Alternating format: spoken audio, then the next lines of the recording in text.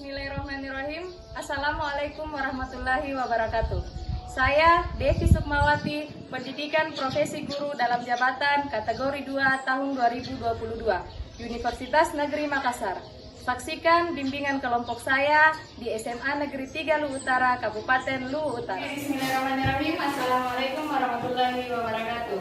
Waalaikumsalam warahmatullahi wabarakatuh. Oke, bagaimana kabar anak-anak pada hari ini? Baik. Ya, sebelum kita melakukan kegiatan bimbingan kita pada hari ini, alangkah baiknya kita berdoa menurut agama dan keyakinan kita masing-masing. Ada dari kalian yang mampu memimpin doanya? Ada? Ya. Oke, silakan. Ananda Atri. Oke, kegiatan kita pada hari ini yaitu kegiatan bimbingan kelompok. Ada yang tahu bimbingan kelompok? Atau baru pertama kali merasakan bimbingan kelompok? Ya, baru pertama kali. Oke, bimbingan kelompok adalah suatu proses atau situasi di mana kita akan melakukan secara berkelompok, seperti contohnya yang kita lakukan pada hari ini, pada pagi ini. Paham? Paham. Tujuan dari bimbingan kita pada hari ini yaitu bagaimana kita akan berkomunikasi atau menyampaikan ide, gagasan, atau informasi atau apa yang kita rasakan di dalam lingkungan sekolah kita. Tujuan dari bimbingan kita, bagaimana kita nanti mengetahui pengertian bully, contoh bully dan dampak dari bully. Pasti baru terdengar di telinga kalian kan? Iya, Karena baru merasakan bimbingan pada hari ini. Oke, adapun asas-asas dalam bimbingan kelompok, yang pertama yaitu asas keterbukaan, di mana asas ini kalian dikehendaki atau dituntut mengeluarkan atau menyampaikan ide atau informasi dalam diri kalian secara terbuka. Mengerti? Mengerti. Oke, selanjutnya asas kesukarelaan. Kalian melakukan bimbingan ini secara sukarela. Kemudian asas kenormatifan. Ketika kalian menyampaikan informasi atau menyampaikan sebuah ide atau gagasan, kalian tetap sesuai dengan aturan norma yang berlaku. Paham? Paham. Oke. Selanjutnya asas kerahasiaan. Di mana asas kerahasiaan ini dituntut merahasiakan segenap data maksudnya informasi dari kalian. Oke, kita mulai dari samping kiri Ibu. Perkenalkan dulu namanya, lalu nanti Ibu Opor Stabilo menyebutkan siapa di samping kiri.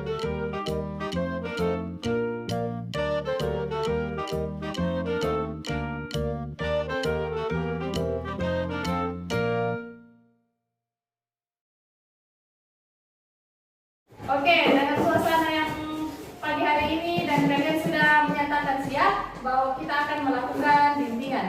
Ibu akan memperlihatkan ke kalian contoh gambar. Oke, Ibu bagikan ya. Ibu perlihatkan dulu. Apa ke sana? Contoh gambarnya. Di depan kalian sudah ada, Ibu berikan contoh sebuah gambar. Ibu memberikan kesempatan kepada kalian untuk memikirkan apa maksud atau tujuan dari gambar tersebut. Oke, Ibu berikan waktu selama 5 menit. Alokasi waktu dalam kegiatan kita ini adalah 45 menit ya. Nah, oke, Ibu berikan 5 menit untuk memikirkan apa maksud dari gambar yang Ibu berikan.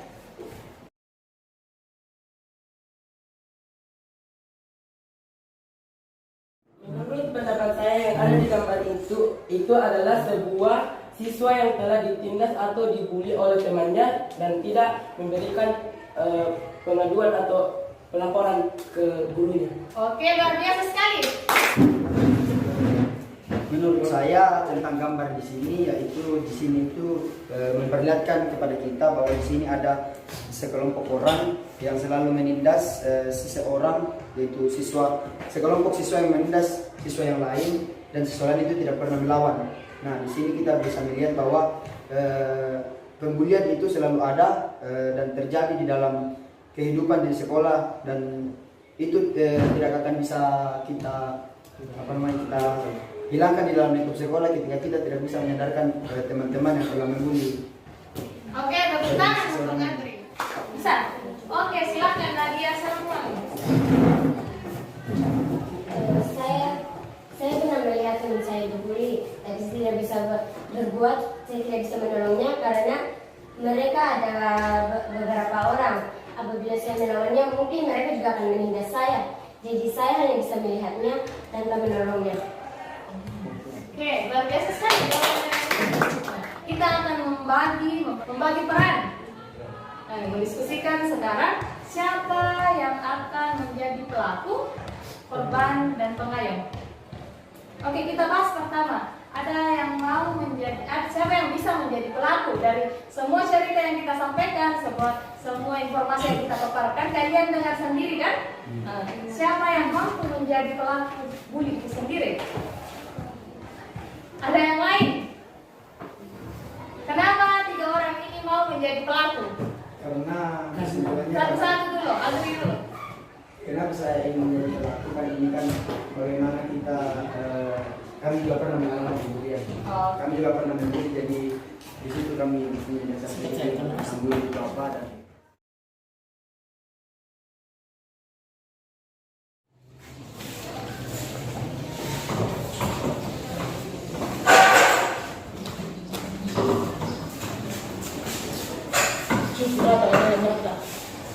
Ini terlepas terus. Sibuk dia. Buat terus berjalan. hei! Si Cupu dari mana? Kenapa baru datang? Kenapa telat? Si Marta lambat lagi.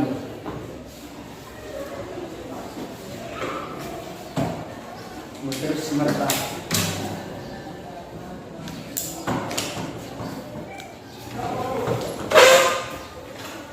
Sudah mau tugas mas? Sudah dong. Sudah mau? Sudah lah. Di mana kau jadi? Gila. Alhamdulillah.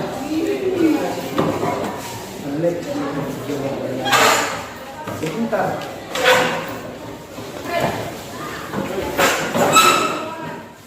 Woi, kerjakan ini deh. Harus selesai. Ada tugasku. Kerjakan nih sampai selesai. Kalau tidak selesai ini tugas, bakalan sengsara kok dari hari sebelumnya. Lebih sengsara kok daripada hari sebelumnya. Intinya tunggu sampai selesai.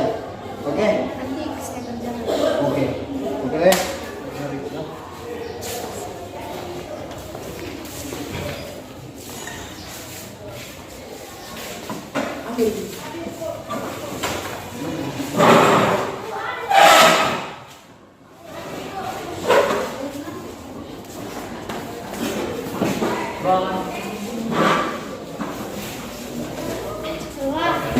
Keluar. Lanjut. Ayo.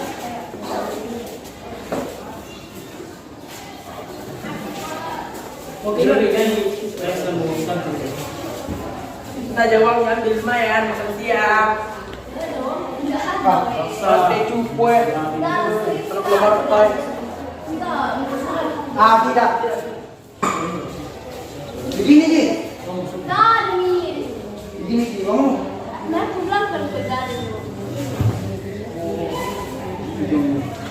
Besok akan kita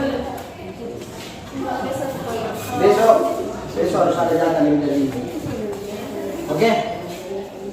Jangan lupa itu besok. Kalau besok tidak ada yang lebih dari ini, harus selesai pemeriksaan. Gila. Go.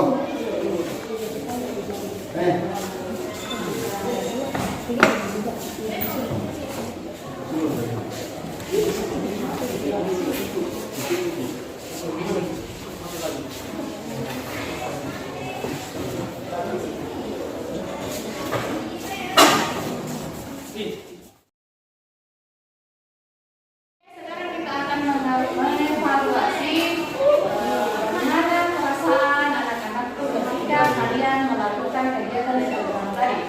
Kalian sudah memerankan peranan sebagai korban, sebagai pemilih aktif, sebagai pemilih pasif, dan sebagai pengayom. Bisa berdiri. Silakan. Oke, bagi kami pembuli yang kami rasakan pada saat kami membuli teman kami itu, di situ kami mendapat sebuah kesenangan karena terang biasa di dalam diri saya itu kalau tidak ada keseruan di dalam kelas itu kelas rasanya hampa. Kalau jam-jam semua orang teman-teman diam, tidak ada suara, ada hampa. Jadi Dengan cara membuli teman, maksudnya dari situ mungkin bisa keributan dimulai di dalam kelas, dan di situ juga kesenangan mulai ya kayak gimana ketika kita membuli kesenangan itu ada sendiri di dalam. saja. Ya. Oke, selanjutnya Andi.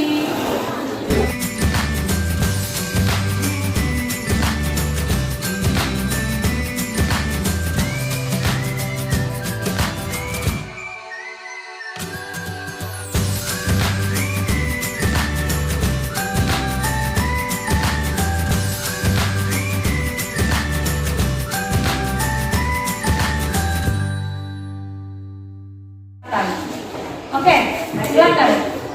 Yang dibully boleh memaparkan. Ya, jadi terima kasih. Nah, di sini saya ingin mengungkapkan apa yang dirasakan oleh seorang yang menjadi pembuli. Menurut saya, kalau kita dibully, otomatis yang kita rasakan yaitu rasa down yang begitu dalam. Karena jika kita dibully, pasti ada dampaknya. Salah satunya yaitu kesehatan mental kita. Kesehatan mental kita pasti akan menurun, dan psikologis kita juga pasti akan menurun. Seorang pembuli memiliki hasrat untuk mengungkapkan apa yang dirasakannya, tetapi dia hanya merenungkan dirinya sendiri. Dan salah satu dampak terbesar dari yang dirasakan oleh orang yang dibully adalah dia tidak percaya diri lagi akan kemampuan yang dimilikinya. Dia juga nantinya akan memiliki pemikiran untuk bunuh diri, depresi. Karena bagaimana perasaan Anda? Ya. Saya ini bagaimana merubah posisi dari pembuli ke yang dibully. Jadi yang saya rasakan ketika dibully itu memang tidak enak, dan di situ ada rasa tertekan sekali bagi kita dibully. Seumpama kan kita dibully oleh oleh orang yang menganggap dirinya lebih berkuasa di atas segalanya, yang tidak ada ya tandingannya di dalam sebuah kelas misalnya, dan yang membuli orang-orang yang sangat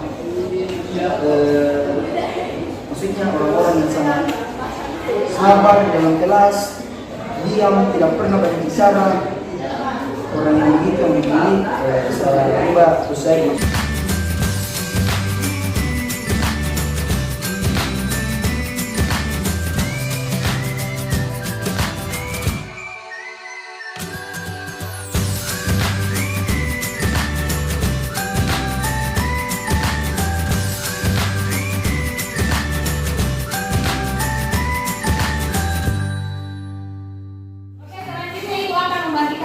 Di mana nanti kalian akan membacakan hasil dari pengisian dari KPD ini sendiri.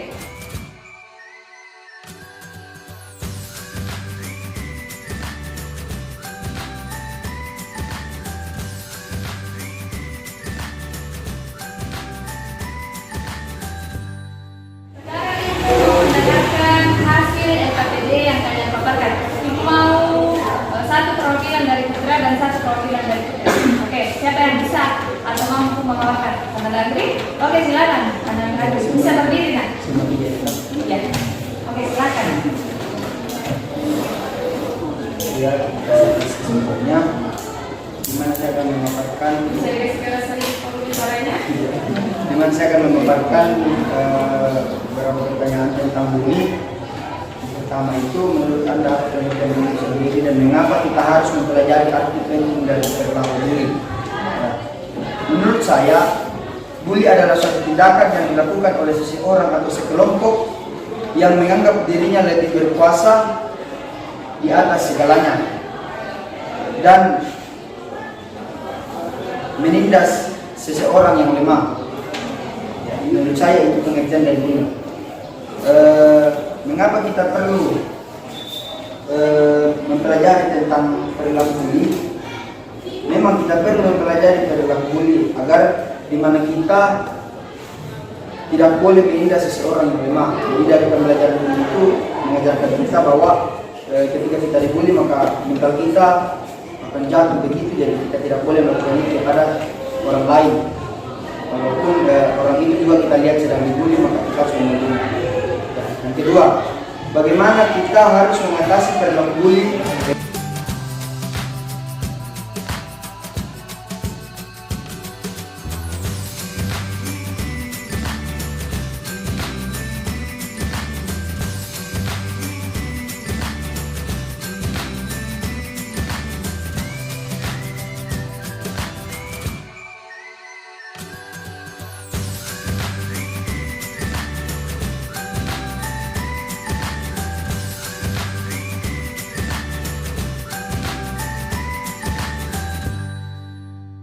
Tepuk tangan dulu untuk kita semua.